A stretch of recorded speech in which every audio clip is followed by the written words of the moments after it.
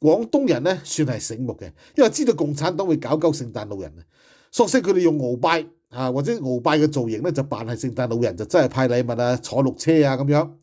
廣東省大部分嘅聖誕老人咧都係用鰲拜，咁啊變咗咧官方咧又唔搞得你，算數啦，反正呢個係一個着青裝嘅人係嘛，咁啊又唔搞你。嗱呢樣嘢咧都可以話係有啲滑頭嘅，即係佢大陸叫咩打擦邊球。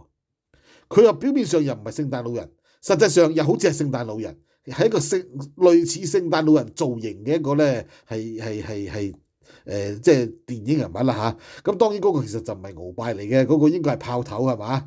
咁當然啦，你話係炮頭又得，你話係鰲拜都得，因為鰲拜都係咁上下樣啦，係嘛？紅帽白鬚，咁但係佢咪着紅衫啊嘛？聖誕老人係紅色衫噶嘛，係咪？嗱，所以咧呢一樣嘢就即係點講啊？佢冇咁完美嘅，佢冇可能着埋紅衫出嚟噶嘛，係嘛？着晒紅衫就成個聖誕老人咁啦。